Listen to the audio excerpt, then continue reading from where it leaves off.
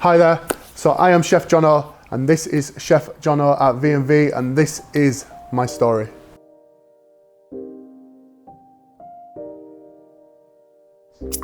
So mainly I've worked in fine dining, Michelin restaurants, but I've also worked in casual restaurants as well. So it just gives you that sort of broader range as a chef to bring all your skills together. Inspiration as a chef, I think it's always the same ones, innit? It's always like Gordon Ramsay, Marco Pierre White, Jamie Oliver, like the same ones. But I think for me personally, once you get into the industry, you just realize that the ones that taught you how to be a chef, just mentoring you, they're the ones that you look up to more, just because they give you more. So there's a chef called Wayne Brimacombe. He was my first head chef. And he basically taught me the ropes, taught me the basics, and took his time. Because it's not easy, you got to be patient, and I really thank him for doing that. I wanted to become a chef because of my grandma. You know, she always told me that there will always be people that need feeding, and it's a creative job. It's a creative outlet, so there'll always be something that you're going to be passionate about. And there's not really like meals that she made because she wasn't very fine dining or very restaurant led. I think it's more like she just made tasty food. Like I remember making apple crumble every Sunday, or this chocolate microwave cake that she used to make. Yeah, it was sick. So the best country I think that I've worked in, and probably the one that I gained the most knowledge from, I would say, is Australia, just because it has a vast range of cuisines. It's very close to Asia, so they use a lot of Asian ingredients, and there's just so much food, so much different cuisines over there. Australia doesn't really have a food that they call it their own. They don't really have a cuisine, so I guess they would take from everywhere and then bring it all together and call that their cuisine. So it's quite interesting to go over there and see it and be like, wow, this is not the norm. This is interesting, this is cool, and it's super tasty as well. Worked at a restaurant called Key, which was, at the time, it was the best restaurant in Australia. It probably still is. It was on the harbour, Sydney Harbour Bridge. It's a very popular restaurant, very famous. And it's just a very, very good restaurant, very creative food, and beautiful views of Sydney as well. What drew me to fine dining? I think just the creativity of it. I think just the creativity of it. I can't say it. I think the creativeness of the dishes, and obviously the look of how they look on the plate, the artwork of it. Do you know what I mean? Like, it all looks very colourful and very pretty. I think that's the main thing that gets you into fine dining. I don't think it's the taste, because you never taste something first. I think you always look first. I think secondary is you taste and you're like, oh wow, how do I make this? Like, now you're interested. But if nobody says taste it first, if you see the dish first, you're like, oh, I'm interested. It looks cool. How did you make that? That's how I guess you get into it first. I think the favourite dish is obviously my signature dish, which is the mushroom tiramisu. But there is many other dishes that I have made. Some of the ones I have made in the past are just the simplest ones, like the bone marrow creme brulee. It's just, or the sweet corn creme brulee. We have many variations on that.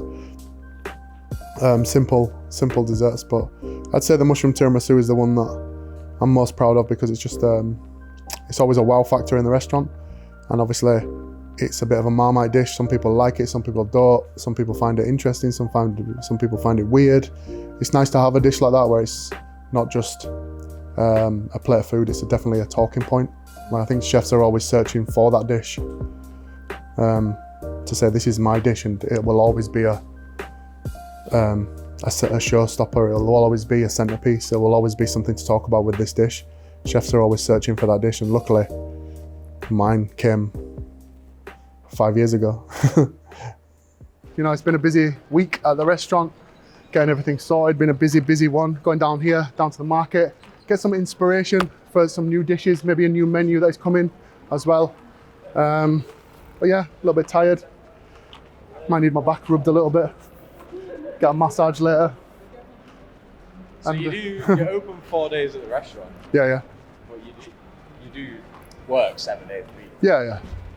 It's a like I said, it's a 24-hour business, you know what I mean? Even though the doors are not open. That's what some people forget, I think, is that, you know, I'm always thinking about stuff. If it's a new menu, hiring staff, this and that, like it's always on the go, you know. Imagine if a leak just happens at 1 o'clock in the morning, I've got to go and sort that out. You know what I mean? So it's always a 24-hour business, and you're always on the go, always thinking about stuff. You know, you can't just shut off Wednesday to Sunday, that's all I work. And then Monday, Tuesday, that's it. I'm not doing any work because nothing will ever get done. Do you know what I mean? So you've got to be on it. You know, you've got to make this your life, basically. When you have your own restaurant, you have your own business, it is your life and you have to make it happen. I got onto Masterchef through a Facebook page. That is why I went on Masterchef. Just scrolling through my phone. Obviously, everybody says every year, you know, Jono, you should go on it, this and that, blah, blah, blah. I don't know what it was. I was upstairs in the restaurant. Just one day, just scrolling through, the little sponsored ad for Masterchef came up, said apply now. And I clicked it, and then it was just pretty, normally you click on it and then you go off it because it takes a while to load up, but it was like, attach CV, all right? Add a few photos, yep, cool. What dates are you available? Tomorrow. And then or next week, and then it was just bang, very easy. And then it was like, cool, you're in the what do you call it? You're in the mix, really. So then, I don't know. I feel like if it was harder to apply, I wouldn't have done it. It was just very quick and easy, and right, you're in. You applied, cool. 2 weeks later, you get an email saying, come see us in Manchester for a screening, and then did that, and then. It was all just a very easy process. Like I said, I don't think I would have done it if it was too hard. I probably would have clicked off it, and all this would have never happened. Second chef going through to the final four is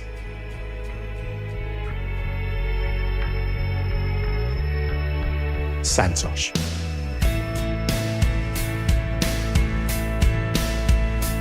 Jono, well done. You've had a brilliant competition. Sad to see you go. You're a big character, big man with big talent. Thank you, Chef. Thank you, guys. Take care, Jono. I was disappointed, but at the same time, I wasn't disappointed. You know, I reached the final, and that is where I wanted to get to, really. Obviously, you want to win it when you get there, but it was never, I don't think it was ever my intention to ever win it, if you know what I mean, because I just felt like my style of food will never win. It's just not going to happen because the style of food is very creative, it's interesting, it's a little bit unusual, and that can't front the Masterchef brand. It's just never going to happen. My food's too interesting for that. It's the BBC. They're not going to let you win. Yeah, obviously the Masterchef thing helps massively with, you know, building a restaurant and building a brand and putting your name out there. Absolutely, I owe everything to that. But at the same time, it was already happening before, just naturally, just natural progression. But obviously the Masterchef thing puts you on a global platform and just puts you into the stratosphere, I guess. Puts you really out there. Everybody can see what you do.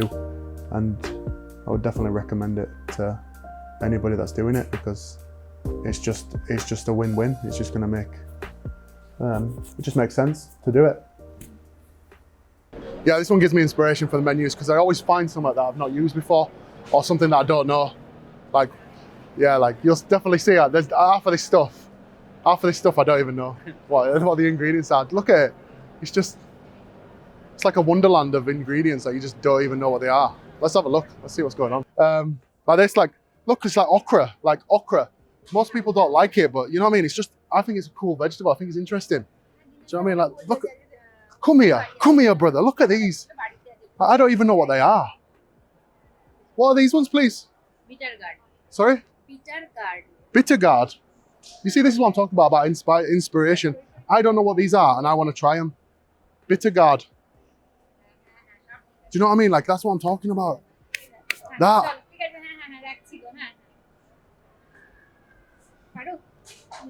Let's show. Look at these. This is what I'm talking about how just it's easy to get inspired when you come here because you can find some awesome stuff. Looks like my ponytail.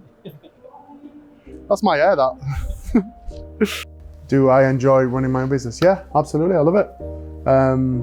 Obviously there's good days, there's bad days, there's sad days, there's happy days. It's like riding a roller coaster. Some days it's gonna be really happy and it's gonna be like, wow, this is really good. And then some days it's gonna be very scary. And then some days the roller coaster doesn't want to work. So I would say it's like riding a roller coaster. Some days, yeah, everybody wants to jump on and have a ride. Sometimes you're a bit scared. And sometimes the roller coaster breaks. Scariest thing about opening the restaurant is anybody gonna come? I think that's the scariest thing ever, is that you've put everything into this. This is your life, you've done it, you've got it. Literally, we open tomorrow. Everything is set, everything's ready. Is anybody gonna turn up? I think that's the main scary thing, is that, yeah, you've done it all, you sat there. Are customers gonna turn up? Are people gonna want this? That's the main scary thing, I think.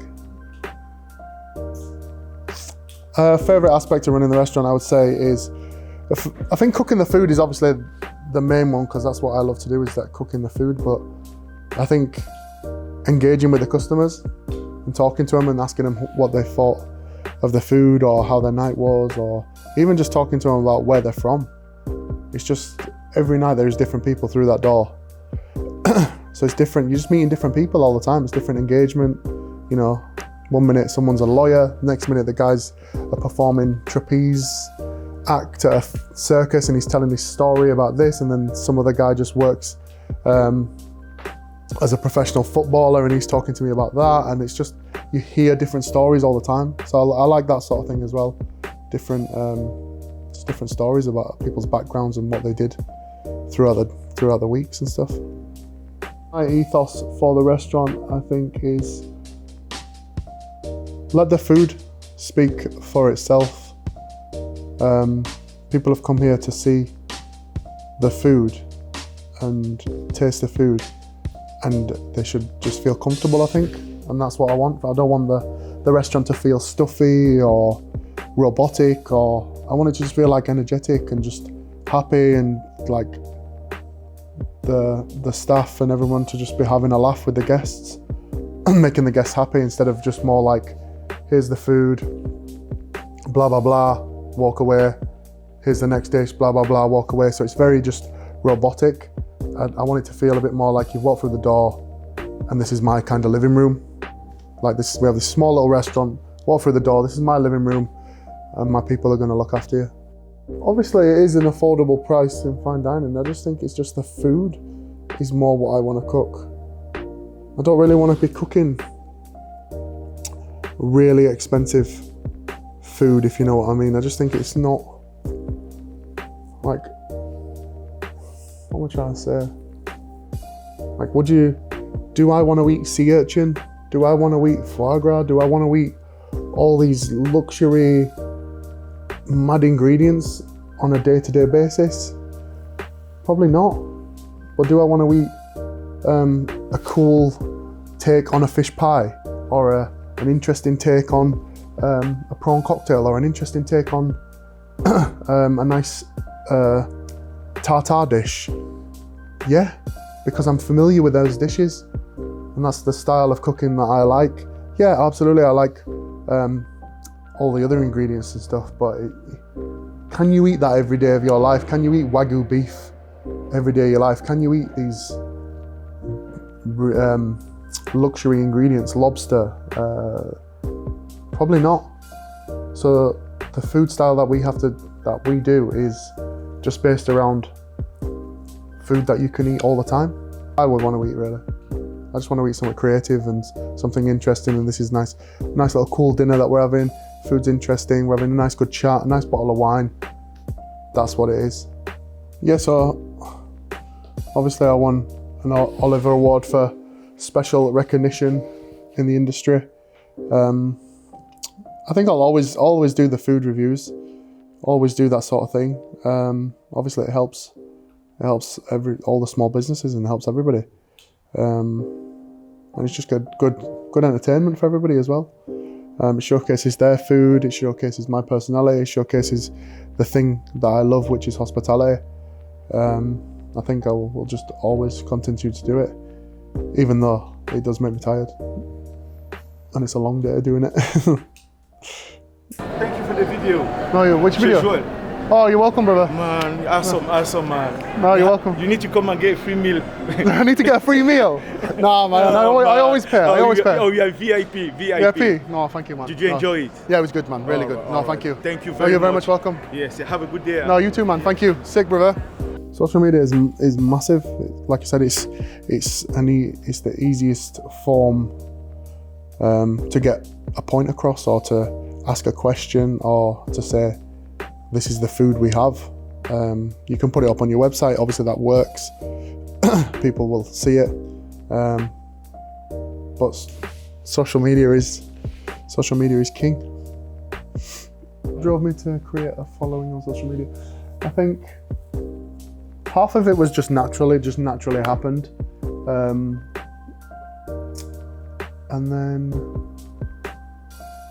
I don't know, just like the engagement that I'm able to talk to the outside world. Like normally you'd have to see people to talk to them.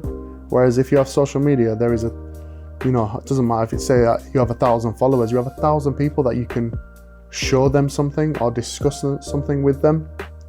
Whereas you would never get 1,000 people in this room to talk to, because that's the only way, or call them, that's the only way to engage with that 1,000 people.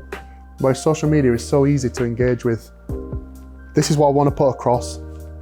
You guys have a look, or this is what I'm saying. You guys, what do you think? It's very easy to do that, whereas you would never be able to get that type of engagement in terms of, I couldn't call 1,000 people to say, this is what I want to put across. I couldn't have 1,000 people in this room and say, look at me, this is what I'm going to say. What do you guys think?